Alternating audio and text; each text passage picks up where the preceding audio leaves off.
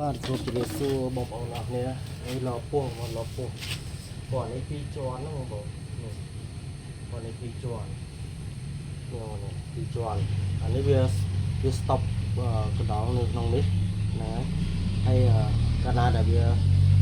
ចូលវាស៊ីកណ្ដងលឿនបានទេព្រោះវា stop កណ្ដងមួយខាងបងឃើញទេកណ្ដងវានៅក្រោមនេះអាហ្នឹងថាពីរជាន់ហ្នឹងបងnóវាដាក់កណ្ដុរក្នុងហ្នឹងហើយតែយើងបាត់ដេរចឹងមកហ្នឹងហើយកណ្ដាលពោះចូលស្កាយចូលគឺវាស៊ីអត់បានទេបាទដោយសារយើង stop កណ្ដុរមួយខាងហ្នឹងហើយក្រោមនេះគឺកណ្ដុរខាងលើនេះតែវាចូលគឺវានៅលើនេះឃើញទេតែវាចូលស៊ីកណ្ដុរយើងអត់បានទេហ្នឹងបងប្អូនត្រូវការចាក់តមខ្ញុំបានហើយនេះមួយជាន់បងប្អូនតម្លៃវាខុសគ្នានេះរៀបចំដាក់ឲ្យគេឥឡូវហ្នឹងបងប្អូននេះមួយជាន់បងប្អូននេះគេមួយជាន់បងប្អូនតម្លៃវាខុសគ្នាប្រវែងវាក៏ខុសគ្នាដែរ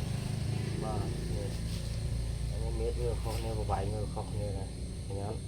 អាពីរជាន់វាធំជាងបាទហ្នឹងតាមបងប្អូនកំងបើកំងខ្ញុំធ្វើឲ្យអញ្ចឹង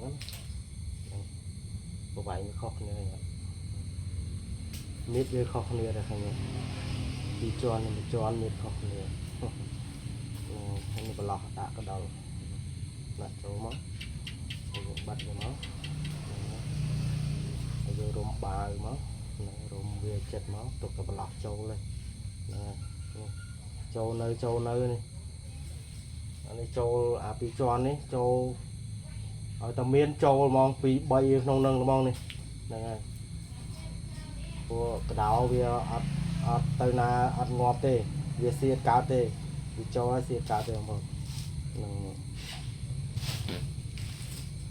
នឹងសម្រាប់បងប្អូនត្រូវការអីតាក់តងមកខ្ញុំបានបង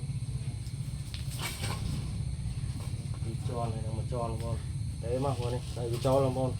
ហ្នឹងហើយតែវាចូលហើយ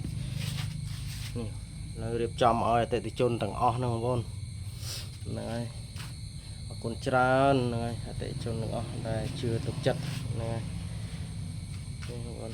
ហើយលេខ Telegram បងប្អូនលេខ Telegram ខ្ញុំ097ហ្នឹងហើយនឹង0 7កុដបងប្អូន